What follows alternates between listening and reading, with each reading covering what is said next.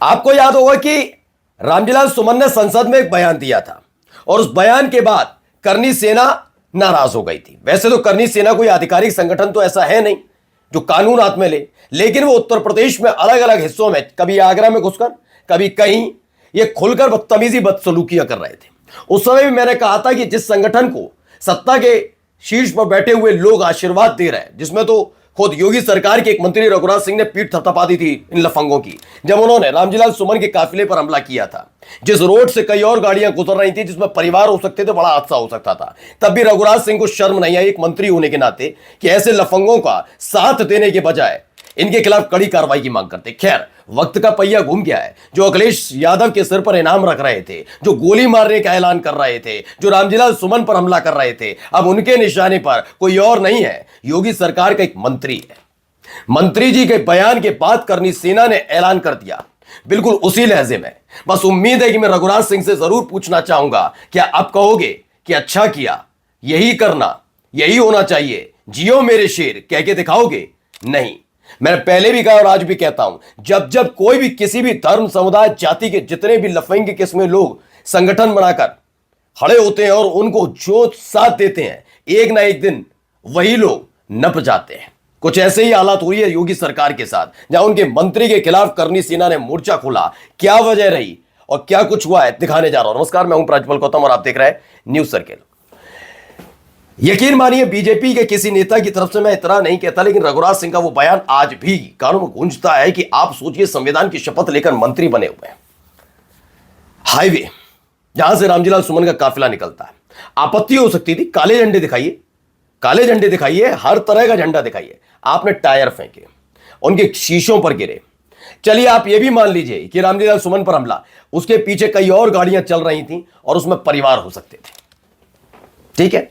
अगर मानकर चलिए कोई बड़ा हादसा होता और किसी की जान चली जाती, तब क्या रामजीलाल सुमन चेहरा दिखा पाते अपना और रघुराज सिंह चेहरा दिखा पाते अपना? रामजीलाल सुमन पर हमले के लिए जो लफंगे गए थे, उनका साथ दे रहे थे रघुराज सिंह, योगी सरकार में मंत्री। अब जरा इस पर बताइएगा। पहले तो मैं सुनाता हूं विवाद कहां से शुरू हुआ।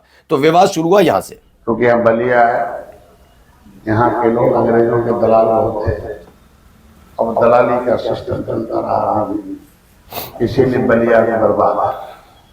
नहीं तो बलिया बागी बलिया था। आज जो अंग्रेजों को मार कर भगाया था, देश को आजाद कराया था, इसलिए मैं 2 घंटे यहाँ रहूंगा। अब यूपी में ये संजय निषाद है, संजय निषाद पहुंचते हैं और क्या कहते हैं, साफ साफ शब्दों में कहते हैं ये बागी बलिया है, दलाली की थी, कभी अंग्रेजों की दलाली की थी। कौन शब्द इस्तेमाल कर रहा है? कौन? योगी सरकार में मंत्री है संजय निषाद। अच्छा, एक खास बात क्या है बीजेपी की, भारतीय जनता पार्टी के लिए विपक्ष, और खासतौर में नाम लेकर बता रहा हूं, मुसलमान या फिर विपक्षी पार्टियों के जितने वोटर्स हैं, वो कुछ नहीं बोलेंगे। उन्हें बोलने का अधिकार नहीं। अगर उन्होंने कुछ भी बोला तो वो देशद्रोह, उपद्रवी, उत्पाती, ये वो फलाना ठिकाना सब है। सनातनी हो आप, कट्टर सनातनी हो, फिर भी आप सनातनी नहीं हो। यही संजय निषाद हैं जो भगवान राम पर, माता जानकी पर टिप्पणियां कर रहे थे। आज तक फर्क नहीं पड़ा संतों की सरकार के मुखिया को, ठीक है ना।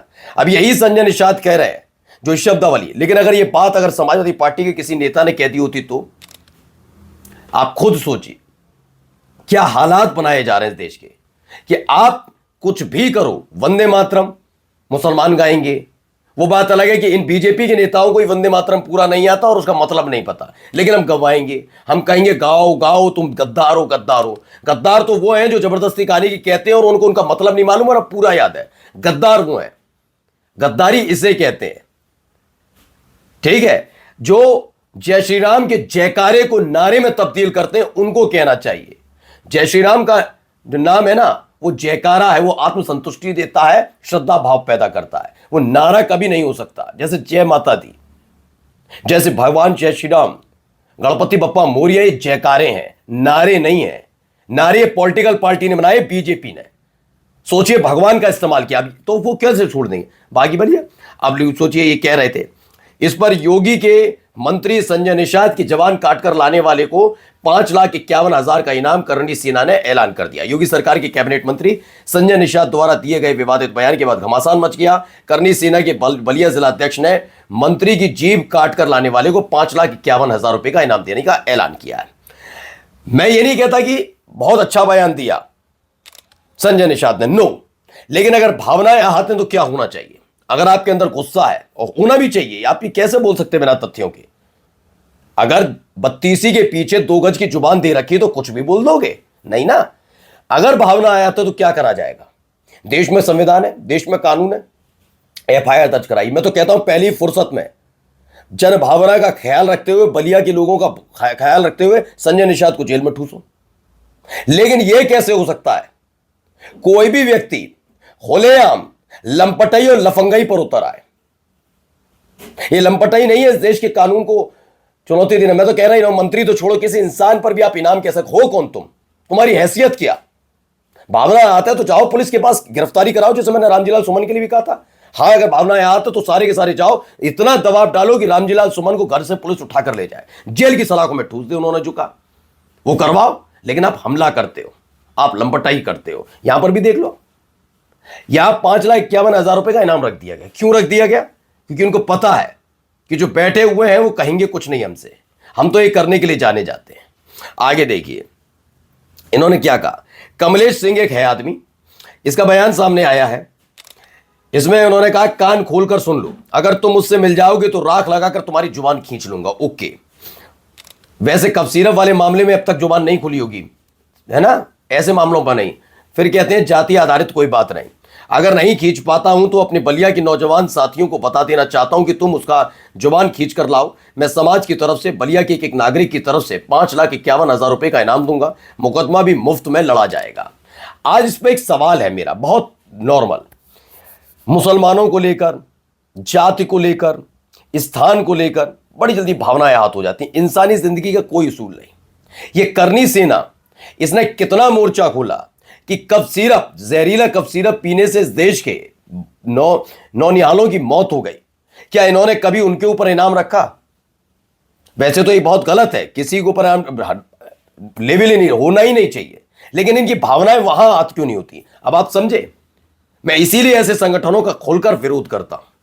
इनकी हिम्मत नहीं होती। ये क्या कहेंगे, हमारे पूर्वज के बारे में ये कह दिया। मैं खुद कहता हूं, सम्मान करता हूं, होना चाहिए भाई, उन्होंने जो झेला उनके। लेकिन ये बात भी सच है कि जो जीवंत हैं, जो बच्चे हैं, उनकी मौत पर ये खामोशी की चादर ओढ़कर जो सो रहा है संगठन, तो काहे का संगठन, काहे का देश निर्माण करेगा ये संगठन? और इसको आशीर्वाद देता है ये सत्ताधारी। आइए, इसमें उन्होंने जिलाध्यक्ष ने कहा कि एक दलाल उसे जिले को दलाल कह रहा है, जिस जिले का इतिहास बहुत पुराना है, जो खुद टिकट बेचकर दलाली करता है, निषाद वंश को बेचकर दलाली करता है, वह बलिया को दलाल कह रहा है। वो भी बलिया की धरती पर, वहां बैठे लोग सभी कैसे सुनते रहे और तालियां बजाते रहे और तमाम बातें उन्होंने ये सब कह डाली है। लेकिन फिर मैं कहता हूं, भावनाएं आहत हैं, गिरफ्तारी होनी चाहिए, एफआईआर दर्ज होनी चाहिए और कड़ी कार्रवाई होनी चाहिए। लेकिन इसका मतलब यह भी नहीं कि देश के कानून को खूंटी पर टांग दो। लेकिन होगा भी, जब योगी के मंत्री समाजवादी पार्टी के सांसद पर हुए हमले पर लफंगों की पीठ थपथपाएंगे तो होगा ही होगा। नमस्कार।